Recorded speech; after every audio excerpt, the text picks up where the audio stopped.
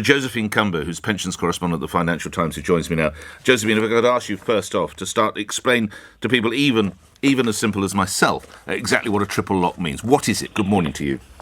Good morning, Nick. The triple lock is a real sort of strange-sounding phrase, but what it really is, it's a policy device that was introduced in 2011 to tackle pensioner poverty. And what the triple lock does is it makes sure that the state pension rises each year by the higher of prices as measured by CPI, average earnings, or 2.5%, whichever is higher. So basically it means that the state pension is going to rise by a minimum of 2.5% a year, irrespective of how low earnings or inflation has risen over that year. Now, Brilliant. The reason why the triple lock is such a hot potato is because it means that over recent years, it has meant that pensioners have enjoyed much higher rises in their incomes than the rest of the population on working age benefits. For example, in April this year, because of the triple lock, the new and basic state pension rose by 3.9%, and that was because of the link to average earnings.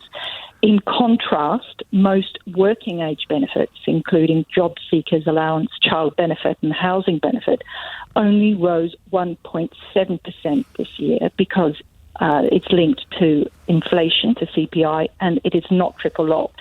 So you can see that that's where the source of the tension is emanating from. It's because of this, the pensioners who are getting bigger increases in their pensions, and the state pension is paid for by the younger working age population. So going forward with the huge bill that we're now facing from coronavirus, so there are real questions about the affordability, the ongoing affordability of the triple lock on the state pension. Why does the Chancellor have it in his sights, and how much might it save the Treasury?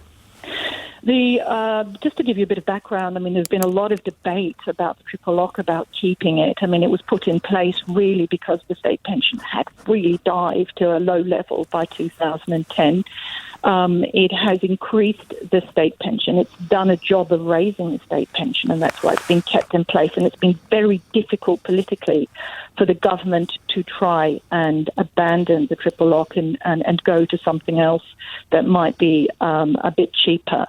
The OBR in 2018 forecast the long-term cost of the triple lock would be around £20 billion a year. That's because people are living longer, and it would increase. Now, up until only last month, the Prime Minister had said, we're not going to break our election commitments. And one of those commitments last year was to keep the triple lock, to keep it in place. But what has been a bit of a game changer has been the coronavirus and the impact that it's going to have on wages, which may mean that the state pension could rise by 15 to 18% in the next couple of years.